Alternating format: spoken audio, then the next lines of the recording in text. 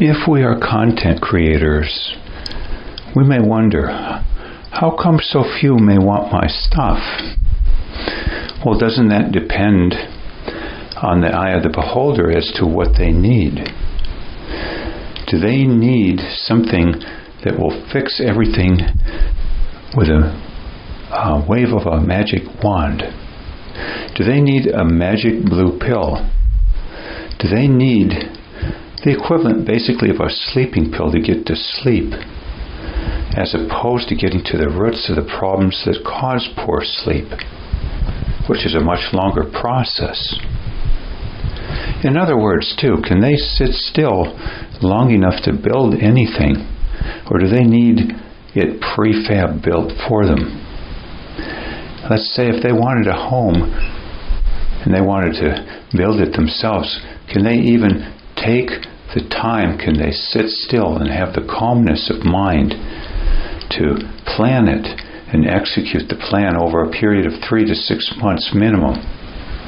Or do they need to hire somebody to bring it in overnight with a crane and assemble it the next day, or simply buy it with money and then walk in the next day with a moving company bringing everything in and putting it smack dab where they want it? Hence, I see two types of people on opposite ends of the spectrum. Those who can build things and those who want it overnight. Those who want it instantly because they can't build anything.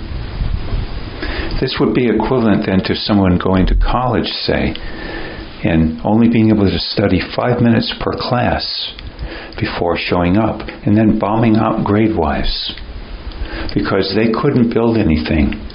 They could only have something instantaneously. They couldn't focus, basically, for one thing. Hence, of course, some saying this is the, quote, ADHD generation. But maybe it's the can't build anything generation because of high levels of anxiety / fear / catastrophizing, and often chronic anger too. So instead of saying this is the ADHD generation, and by the way, mostly the urban areas by far, we might say this is the anxiety generation, or the feeling terrified generation, or the catastrophizing things generation, in the urban areas usually, and in industrialized countries. So, along part and parcel to some people who can't build anything, wanting thus instant solutions or promises of such, or the magic blue pill, so to speak, in terms of drug use, yes, chemical-based.